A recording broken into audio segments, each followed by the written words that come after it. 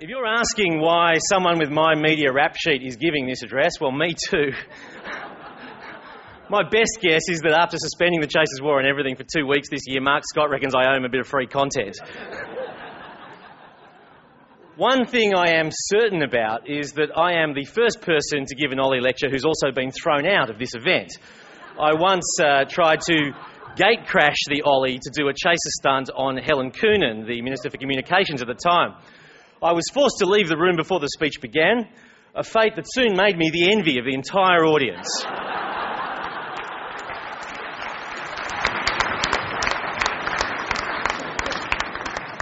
To state the obvious, Andrew Olle was a respected journalist, and I get none out of 2 on that score.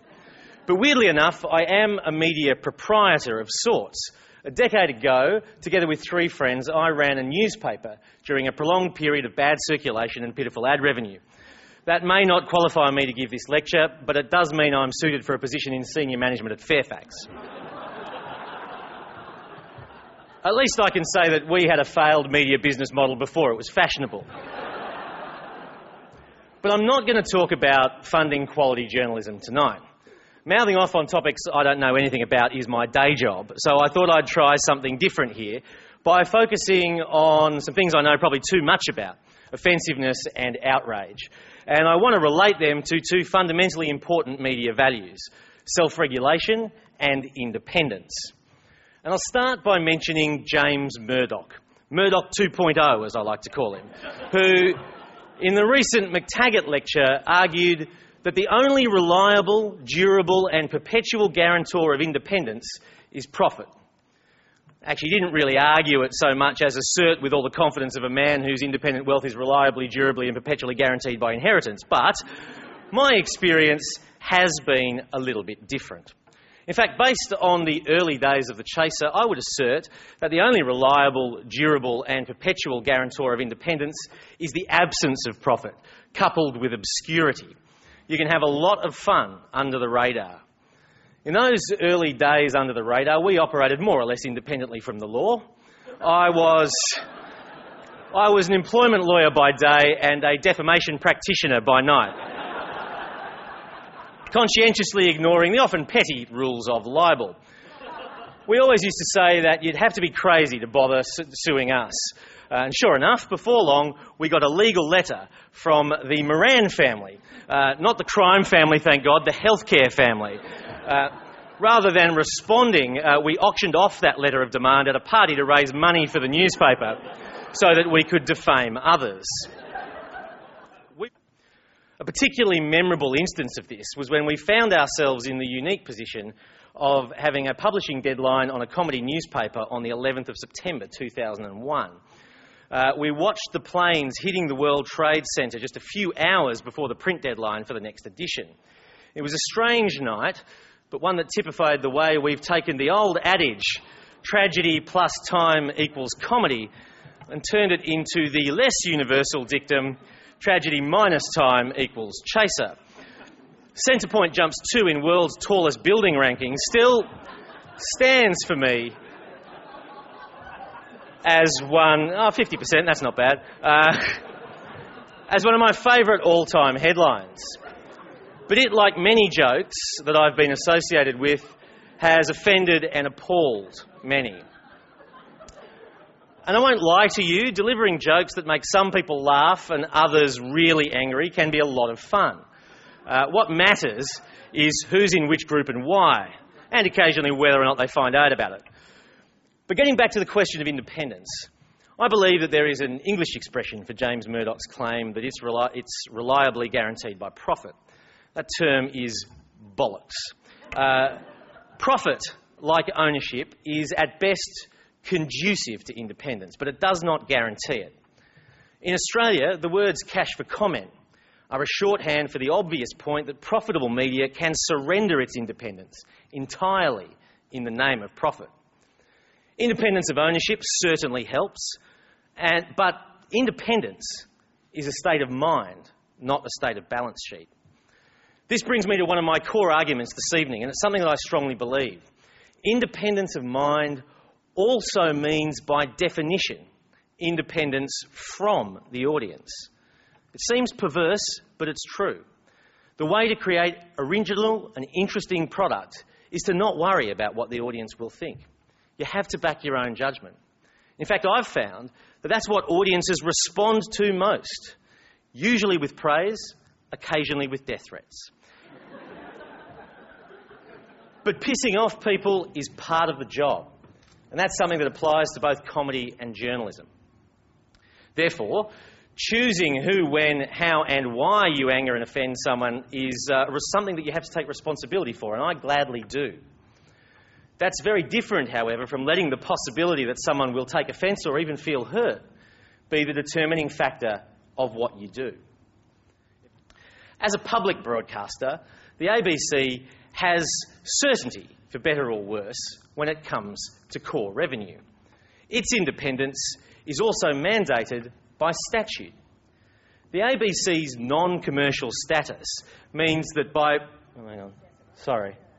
Just got a few ads. Sorry, just got to do the ABC ads here for a second. Let's get through those.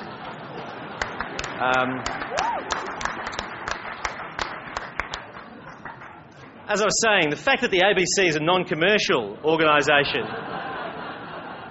means that profit does not and cannot guarantee its independence. Broadly speaking, the ABC maintains its independence admirably, and it does this by creating, in a range of different ways, an editorial environment which values independence of mind. It's the ABC's editorial environment and the independence that flows from it, which is why the ABC is an institution that's cherished by its audience, by the broader community, by its staff, by me, by its managing director, and by most, if not all, of its board directors. The point, who I note are not here tonight, the point is that the ABC is much loved, and by a group of people which is impossibly diverse, and I mean that literally. In my experience, independence at the ABC is strangely two-faced. The institution maintains overall independence partially because it allows content creators a measure of independence from the institution. Now, I'm now a veteran of years of full and frank discussions behind the scenes about the ABC editorial policies and what should and should not be broadcast. And it seems to me that, though often infuriating, the substance of the ABC editorial policies is actually pretty sensible. The biggest danger for the ABC comes when those policies are applied narrowly or fearfully, something which brings with it the ever-present risk of a bland compliance culture. I don't know how the poor bastards on staff in news and current affairs go, but in the entertainment division, avoiding that danger is the result of a fraught but functional relationship between the ABC and independent producers. Indeed, solely for the purposes of provocative overstatement, I'd even say that a lot of the ABC's best and most loved content goes to air as much despite the ABC as because of it. And it's in this context that I would like to talk about outrage, because it has been an interesting year, to say the least. In 2009, with the world reeling from the GFC, this country, while doing relatively well economically, has been going through what I call the AFC, the Australian Funny Crisis. In fact, according to Wikipedia, in 2009, Australia set a new world record for sick new lows. That's a direct quote. I know because I posted it myself on Wikipedia this morning.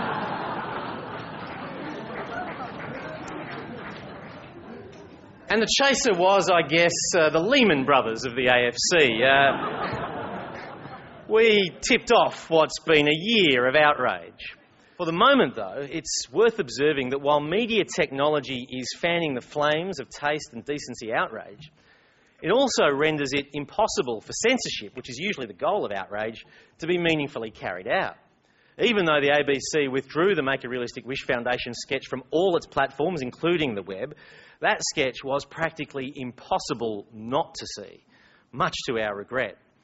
Within minutes of its broadcast, it, like almost all TV content now, was digitally captured and posted on YouTube in multitudinous acts of flagrant illegality that, as a copyright owner, I wholeheartedly endorse.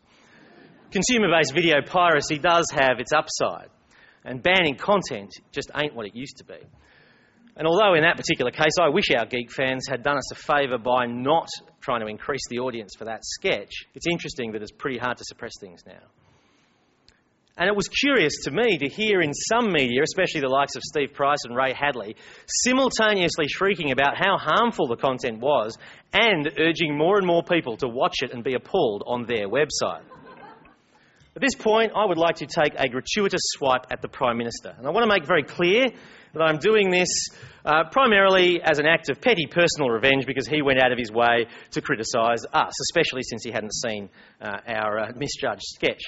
To me, Kevin Rudd's enthusiasm for buying in on any cultural controversy whatsoever, from Bill Henson to The Chaser to Gordon Ramsay, is a bit unseemly. At the risk of sounding old-fashioned, I don't think it's very prime ministerial. Frankly, I was stunned a few weeks ago that Mr Rudd wasn't tweeting alternative names for Vegemite's Ice Snack 2.0. Or phoning Indonesia to see if, as well as those poor bastards from Sri Lanka seeking asylum, they could also take the one guy whose name is actually less popular than Kyle Sandilands, and that's the guy who came up with Vegemite Ice Snack 2.0. Kevin Rudd clearly fancies himself as an intellectual leader of this country. But being an intellectual leader means more than just tossing off the odd economics essay for the monthly between nano-sleeps on your weekend off. It means setting the tone for the national discourse and resisting rather than inciting hysteria. As well as reducing the tone of public debate, the second negative impact of taste outrages is, as I said, on the possibility of a robust, diverse and daring broadcast culture. And this is where I'd like to say a few things about the latest vogue in media self-regulation, the cultural sin bin.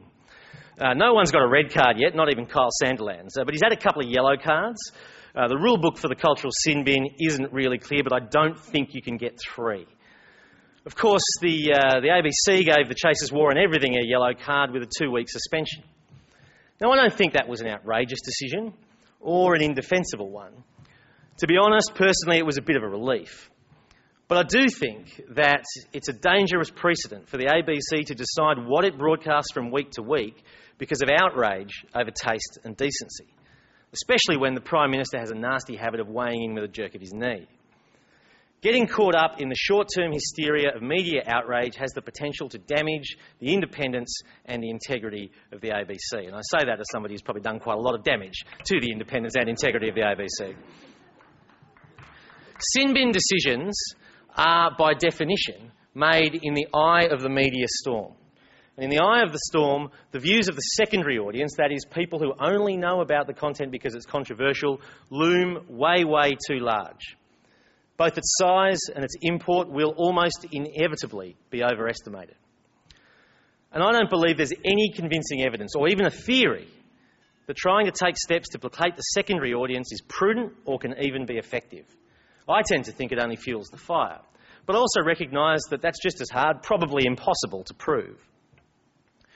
What I do know for certain is the effect that outrages and the way they're handled have on something I think most Australians value and which matters even if they don't, the ABC editorial environment. And for a while this year, there was a festival of editorial freaking out and an orgy of upward referral. The most illustrative event for me was a debate over a sketch called Baby Day Spa, which featured a 100% faked, safely and responsibly filmed satirical image of a baby getting a Botox injection to look younger. There was concern emanating from all sorts of unusual places within the ABC that this sketch might too breach community standards.